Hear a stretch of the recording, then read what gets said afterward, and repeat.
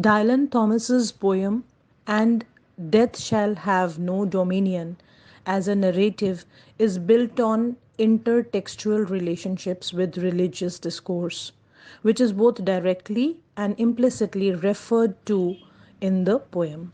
Therefore, the poem requires what Ronald Barthes calls the reader that is no longer a consumer but a producer of the text.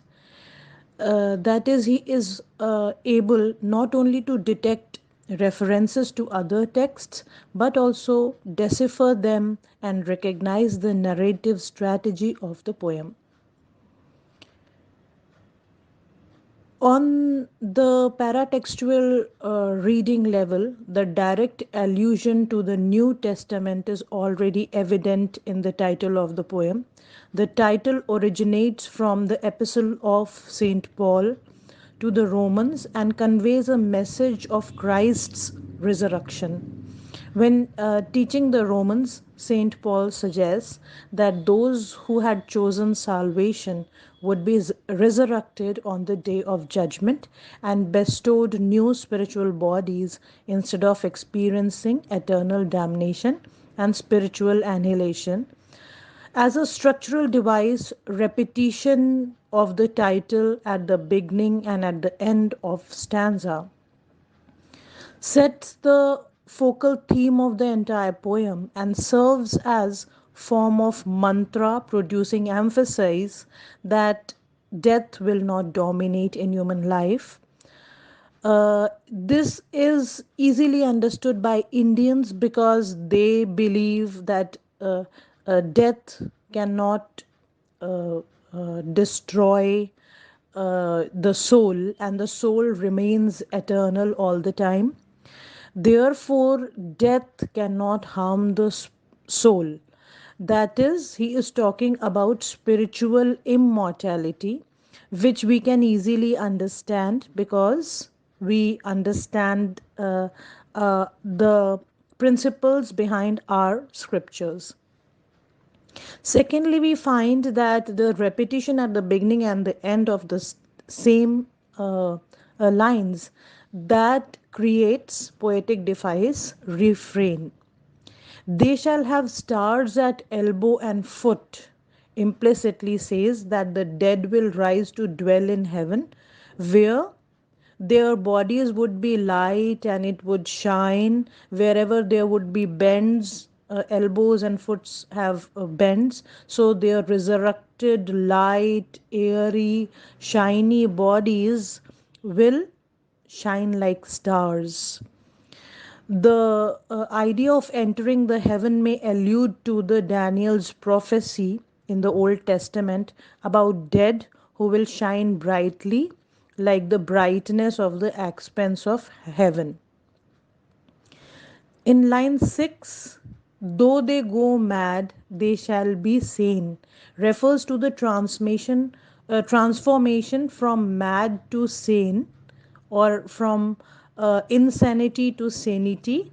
Originally, the idea of such transformation derives from the first epistle to the Corinthians, where Saint Paul refers to the metaphysical dichotomy of resurrection, body and soul. According to him, on the day of judgment, what is perishable becomes imperishable. What is dishonorable becomes glorious. Whatever is weak becomes powerful, and whatever is natural becomes spiritual. These lines have been taken from Corinthians. Thus, in the poem, the speaker implies that after death, one will transform from a flawed state to complete state, from madness to sanity. The idea of transformation continues in line 7, where he speaks, when he says that those who sink through the sea shall rise again. The imagery of water of the sea in line 7 is very reminiscent of the sacrament of baptism. In Christianity, the regeneration of the body is achieved through the immersion of the body in water, which symbolizes the burial uh, into Christ's death from which he rises up by resurrection with him as a new body.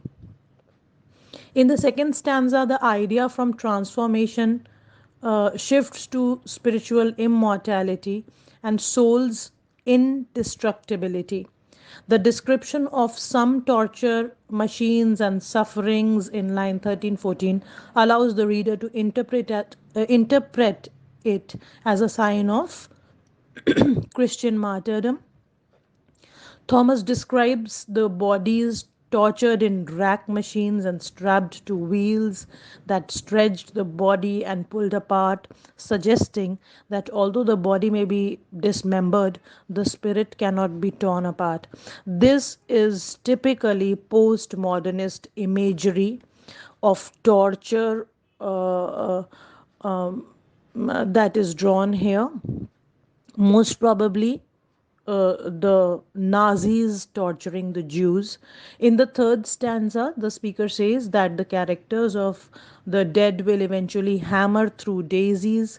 The speaker refers to the idea that after the burial, the bodies of the dead provide nourishment to plants that grow above them.